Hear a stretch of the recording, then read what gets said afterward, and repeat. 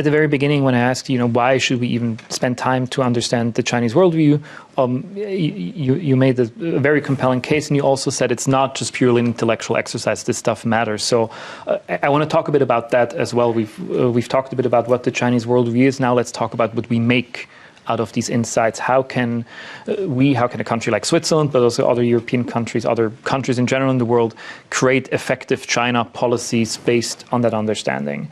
And I always feel it's good to sort of look at good examples. So when we look around the world, and if you had to sort of rate different countries for their recent approaches to China, who's top of the class? So who's an example that you would point as like, this is a country that's done very, very well in engaging China in an effective, from the country's point of view, way?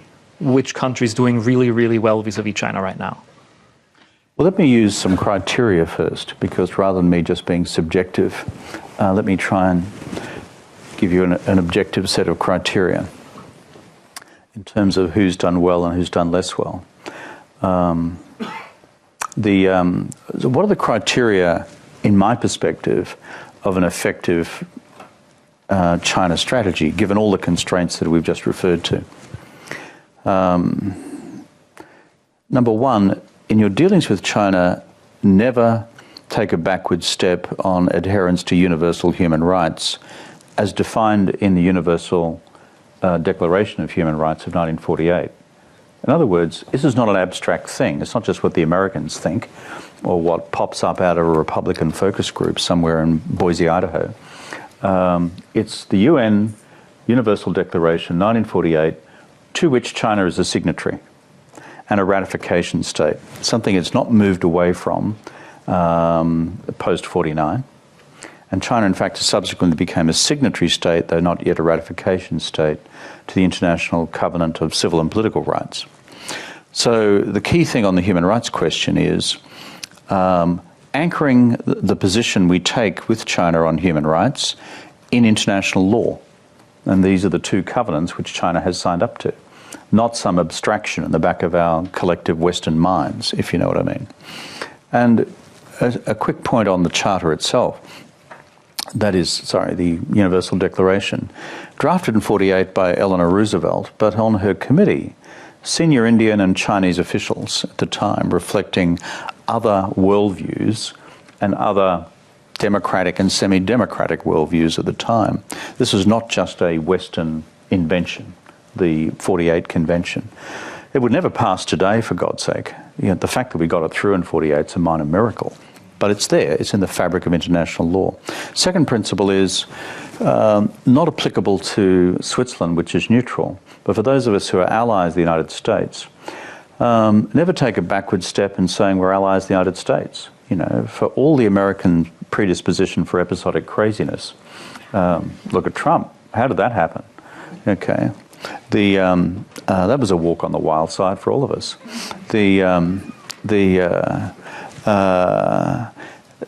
For those of us who are European and Asian allies of the United States, it's not just in our DNA, it's not just a question of identity, but it's also part of the stability of the post-45 global order.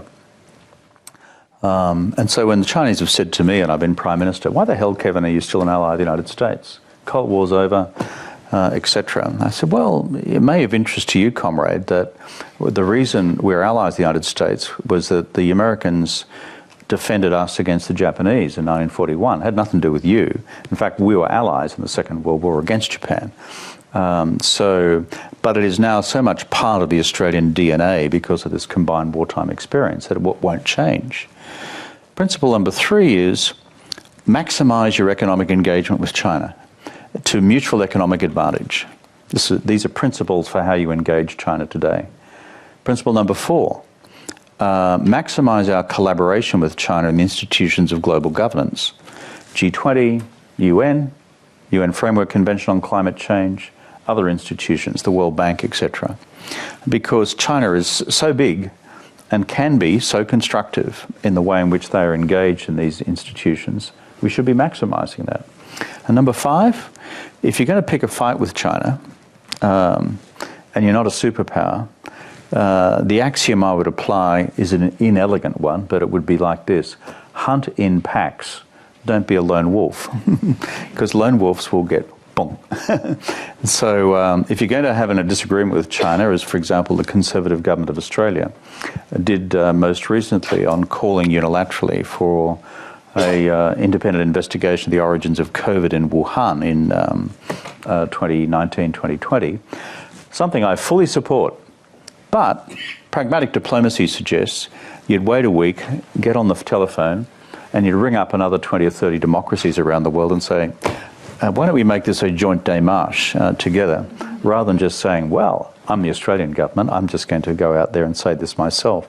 And so that's $20 billion worth of tariff punishment later. So now against those 5 principles, who do I pick? Japan.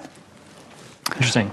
Japan has managed the complexity of its own historic relationship with China, applied those principles pretty robustly. The economic relationship is still strong. They still collaborate in institutional arrangements. Japan doesn't take a backward step on human rights, and certainly not on its alliance with the United States. And for example, whether it's with the Quad, where Australia, Japan, India, and the United States are together, or other institutions, is constantly, as it were, building collaborative partnerships with others in common positions to take in relation to China. So I think the Japanese have shown a lot of wisdom in how they've managed a complex relationship. 朋友都知道我是很挑剔的，防晒乳我选 KS 皇家呵护抗光清爽高防晒凝露，因为它有媲美蓝光神盾的抓藻植萃，保护我在阳光下延缓肌肤老化，维持青春弹力。可以防御工作环境里的3C 商品，各种光源对肌肤的伤害，擦起来清爽不黏腻。我特别喜欢它做到海洋友善，365天，天天抗光抗老化，是我的保养日常。你呢？呵护您，呵护全家人，专属你的 KS Royal Care 抗光清爽高防晒凝露。